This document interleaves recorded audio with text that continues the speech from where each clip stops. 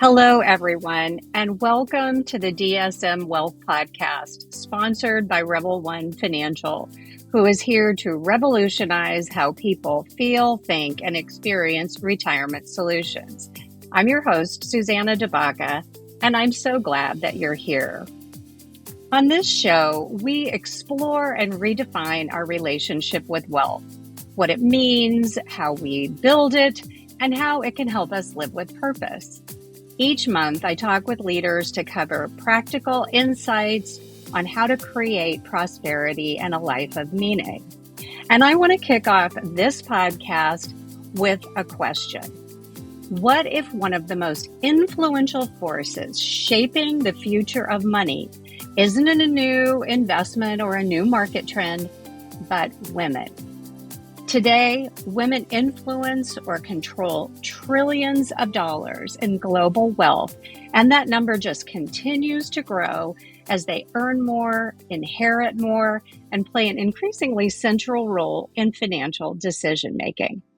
That is exactly what we will be exploring today in our episode, Her Wealth, Her Way, Women Transforming Money and Legacy. Today, we'll talk about why women are becoming such powerful financial forces and how this shift is actually transforming families, markets, and even philanthropy. We'll also share practical ways to deepen financial literacy, to choose the right advisors, to build confidence around money, and to shape a path that reflects your personal values and long-term purpose, along with insights on legacy planning and the impact that women are making for future generations. So we have a dream team of experts with us here today, and I am delighted to welcome our expert guests. Hi, panel. First, I'd like to introduce Jana Weiler. She is an estate planning attorney with Dentons Davis Brown, where she helps individuals and families create wills, trusts, and powers of attorneys and navigate probate and trust administration. Jana is especially passionate about helping women confidently step into their financial and estate planning decisions during major life transitions. She focuses on proactive education so that clients can feel informed, prepared, and empowered to tackle whatever matters the most. So welcome, Jana. We're glad you're here. Hello, thank you for having me. Next, we have Erica Axiotis. Erica, hello. Hi.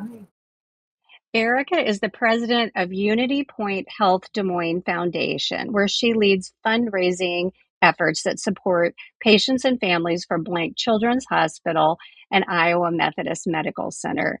She brings extensive experience in nonprofit leadership and philanthropy, including roles with major organizations such as Mercy One and ChildServe.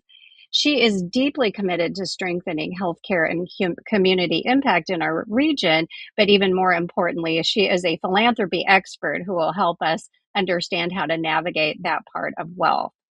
So welcome, Erica. Thanks for having me.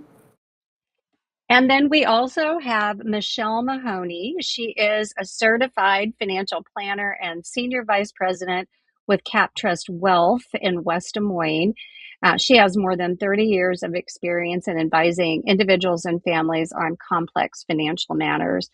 She specializes in holistic, tax-focused wealth management that aligns investments, debt, and estate planning with long-term goals, kind of bringing it all together.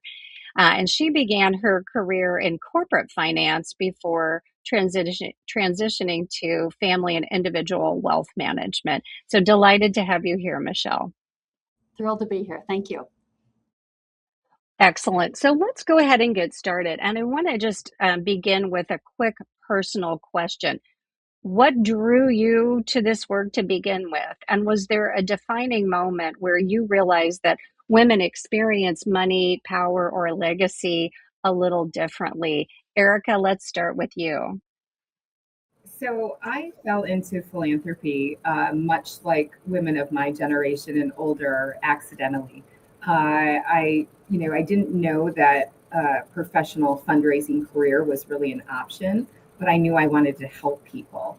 And, my career has been in hospital fundraising, and I knew I wasn't a clinician, that was for sure. So I knew that there was another way to help people. And the way that I found was falling into philanthropy through my master's course in public administration, and then just fell in love with it. It's another way that we can help give back and make an incredible impact. And then I think defining for me was early on in my volunteer work with the Junior League, and just connecting with so many wonderful women that were passionate about the arts or a hospital or a certain organization, and just seeing the joy that they got in giving back, and just followed in their footsteps. That's wonderful. Michelle, what drew you to this work? I grew up in a family business, and the men's role was really running the business, the physical part of the job. And I saw my mother actively managing the money and the taxes and the reporting. And it was really common around our dinner table to be talking about the weather and prices and government policy. And those things seemed really out of my control, but managing money seemed achievable to me. It's something that I could do. So I started working at banks in high school. I majored in finance at Iowa State, where I met you, Suzanna. And that expanded to working for Merrill Lynch in college, and then, larger national banks. I guess personally, I'm not at ease at situations where I don't know what I don't know. And so the easiest thing for me was to really dig in, to understand and know that I'm making sound decisions. And in many cases, that's with money. So I think, you can say that knowledge is power, but I don't really see women viewing money as power so much as a ticket to security and in turn freedom. So, and quite frankly, education can mean just a good night's sleep, and who doesn't need a good night's sleep, right? So I think that's where I see, women stepping in, is they can dig in, and this is money and estate planning and philanthropy. That's information that's readily available to everybody, really. It's more accessible than we think. So Jana, what drew you to this work? Yeah, I think I kind of fell into it in a sense. I didn't know that I wanted to do estate planning, but as I started doing it, it combined the things that I really liked. I'm dealing with people, I'm helping them solve problems. And I can deal with a wide range of clients in a wide variety of circumstances, and really help simplify what would otherwise be a really complicated situation. And so helping clients understand, we can do this, we can get through this. And even if it's something unexpected, we can figure this out, and giving them that confidence, especially if it's somebody who hasn't previously served in that role managing money. And so helping those advisors come together and letting them know, we can do this, we can work through this. Yeah, confidence is such a big part of anyone in money, but certainly women in money. So the next question that I have, sort of teeing it up, is we know from the research that women are earning more, we're inheriting more, and we're actually influencing more financial decisions than ever. What are you seeing as the most significant power shift, maybe especially inside families, in the marketplace or philanthropy around women? And Michelle, let's start with you. Well, I think this is a really great point. By 2030, an estimated $34 trillion in assets is going to shift to women. And in the next 5 years, women will control 75% of all discretionary spending. And I think the biggest driver behind this shift is education. And in my business, for couples, where I've seen a change over the last 30 years, today I see couples, they just divide and conquer based on strengths and interest. It's not about gender. I mean, let's be honest, it's a busy world. And so whoever's best equipped to take the lead takes it. What I also think is interesting, and that I've seen a change, is for families. I think in the past, the firstborn son may get the family business or such. I think now, when parents can see that their children have had similar educational opportunities, they know where their kids' strengths are. And I see parents much less focused on birth order and more focused on capability, really choosing the child who can best lead and grow the business long term. whether that's a boy or a girl. And it's exciting to see younger daughters in families taking over as CEOs of companies. And I'm seeing that. Yeah, certainly, and inheriting farms as well. So, terrific point. Erica, what are you seeing as a big shift in philanthropy?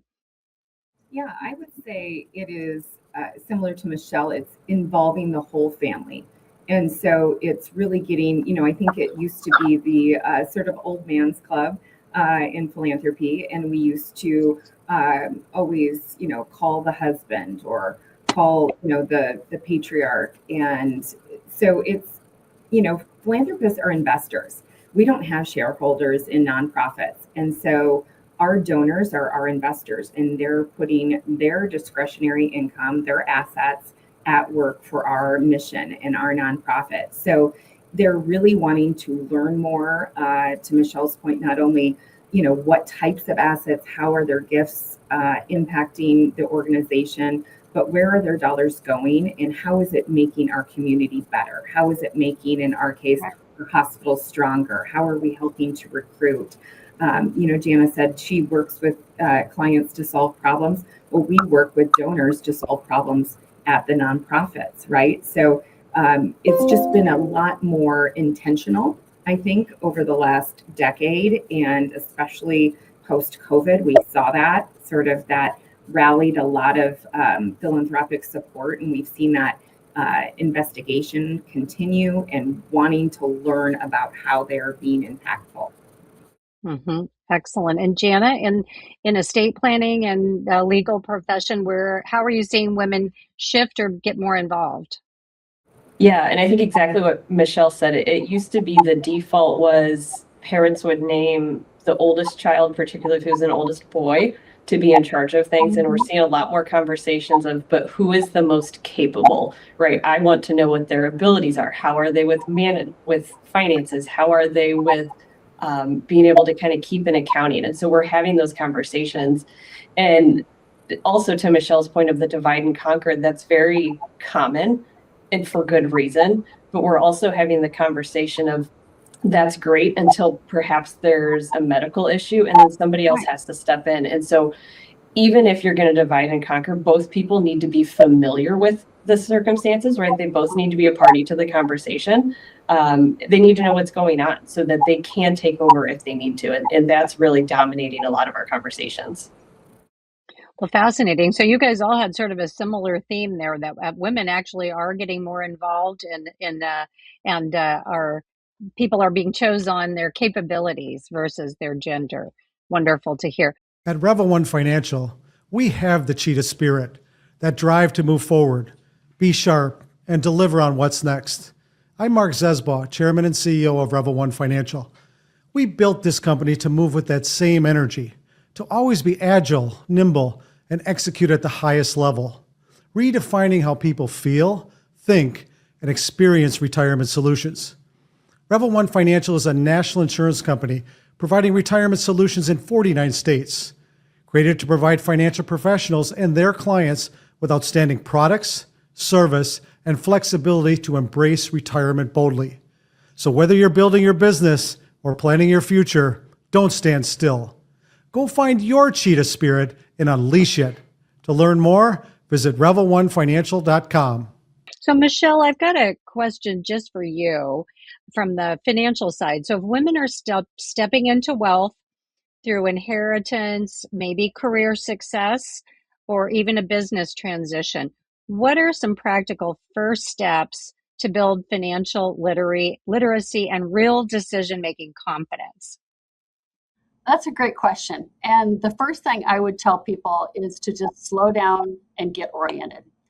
I encourage women to start with clarity before complexity. Sometimes the first things that our team will do is build a simple one-page snapshot of their accounts, their cash flow, their obligations. That's incredibly empowering for someone to see on one piece of paper.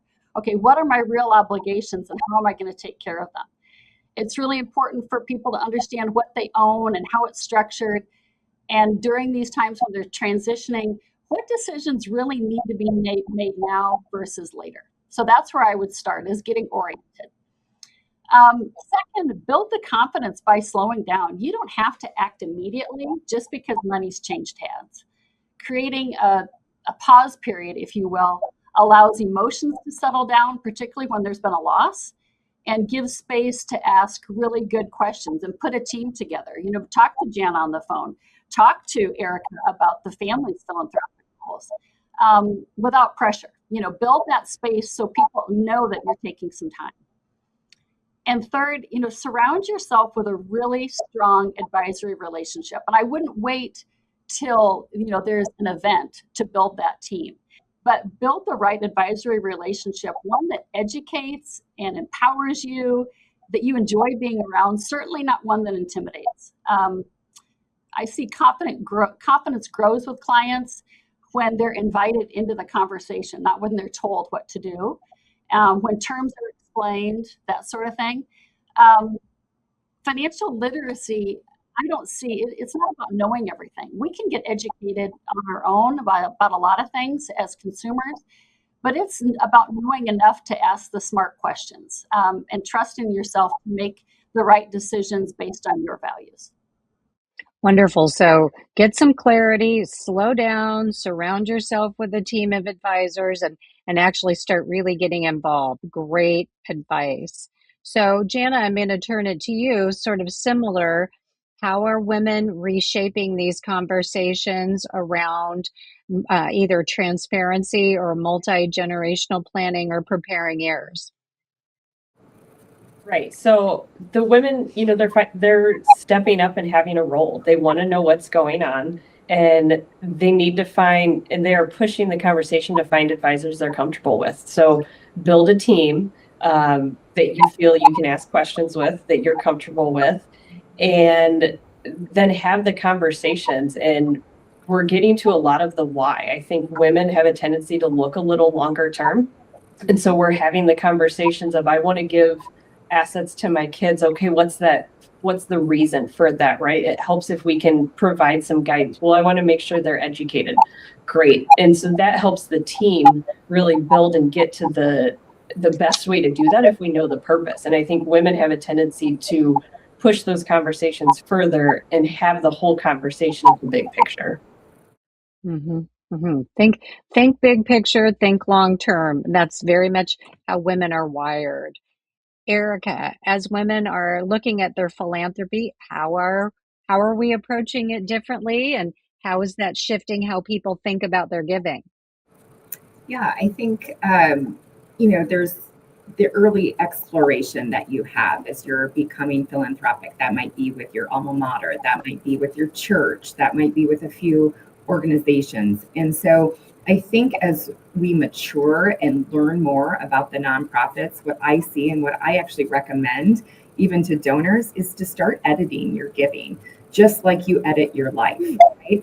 So find what you really are passionate about, and it's okay to say no to nonprofits. I often counsel other fundraisers in our field about that. It's okay for folks to edit. Sometimes you might have given a small memorial gift to a nonprofit, and then you end up on one of our lists for a lifetime, and you're not really necessarily passionate about that specific organization. Pick up the phone, let them know that. It's kind to be clear on where you want to impact and what you want to give to. Another large trend that we see is donor advised funds, and that can simplify the giving for an individual or a couple or a family. It can also provide some legacy planning innate in that giving, and it just can give you a little bit more of a structure in terms of where do you want to make your impact. And I always say, 5 is probably the top that I would really invest in terms of nonprofits as you're starting to edit. But that's a personal choice for everyone. They have to decide where they really want to make an impact, and then also get involved. Sit on a committee, do day-to-day volunteering, give in kind to really see that mission in person.